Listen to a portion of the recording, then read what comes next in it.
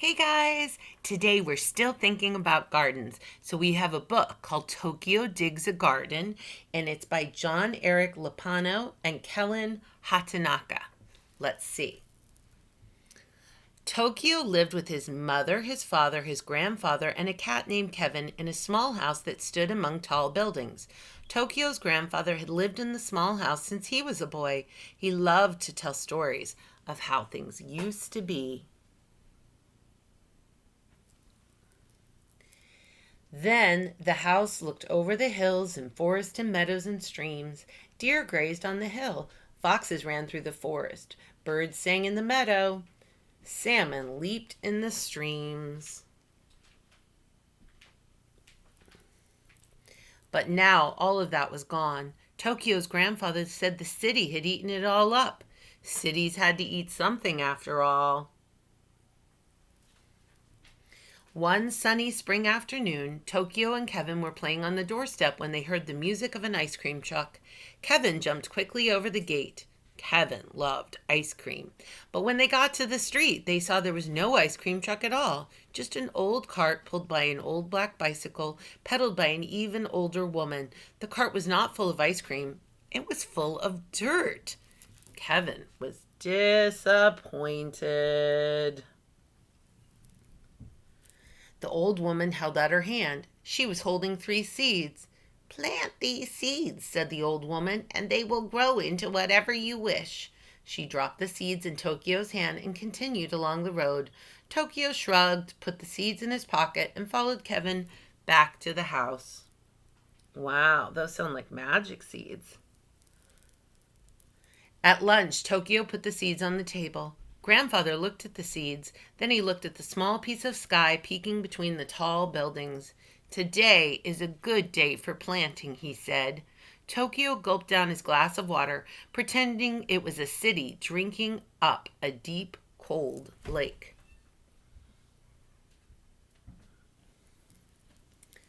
Tokyo went into his backyard where nothing was growing, not even a weed. He looked at the ground and wondered where to plant the seeds. A little bug crawled slowly along the bricks before disappearing in a crack. Tokyo had an idea. He lifted a brick, and underneath was cool, sandy soil. He made 3 holes with his finger, dropped 1 seed in each, and quietly made his wish. Then Tokyo covered the seed with dirt.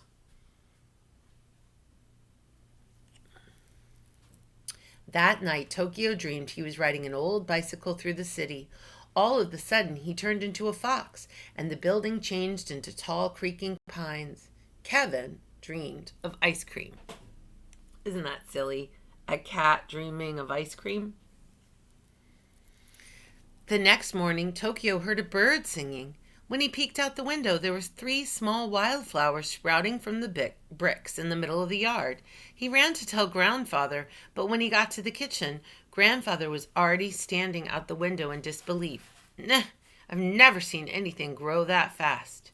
And Tokyo's garden kept growing. Look at the pretty wildflowers. After breakfast, the bricks around the flowers were completely covered with soft, spongy moss. By dinner, 3 trees had grown, and the moss had become a meadow of wildflowers and shrubs. By the next morning, the garden had grown up and over the buildings, across the street, down the road, over the cars, and into the expressway. Oh my goodness! Look at that garden! The day after that, the huge trees towered over apartments. Their strong roots broke the pavement. Vines climbed the skyscrapers. Water poured from the hydrants, flooding the streets and turning them into rivers. Whoa, look at that. The day after that, the city was completely wild. Deer foraged in office lobbies. Rabbits burrowed under the library carpets. Bison stampeded through the traffic lights. Bear climbed telephone poles to search for honey where the bees had made their hives. It sounds like the wildlife is taking over the city. Tokyo, Grandfather, and Kevin lay on their backs in the yard, which was now in the middle of a deep, dark forest. This garden is much too big. The cars can't drive because the streets are full of jumping salmon. Your mother had to take an old rowboat to work today, and there was a sloth in the elevator at your father's office, so he had to take the stairs. What are we going to do? Oh my goodness, look, there's his mother in the rowboat, and there's the elevator, and do you see the sloth? So his father had to take the stairs. Tokyo thought for a moment. Kevin's tall tail twitched.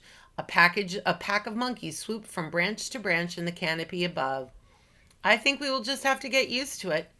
Grandfather watched a flock of cranes flying above a small piece of sky, peeking out between the trees. He remembered how as a young boy he would watch them flying overhead before winter settled. I think maybe you were right. Gardens did have to grow somewhere after all. Oh, but doesn't it make the city look so much prettier? The end. You know, it's kind of interesting. Since we have been quarantined in our home, a lot of animals have kind of tried to take over. Did you hear there were deer running in Hoboken? And we've had deer in Weehawken, and there have been all kinds of animals out and about.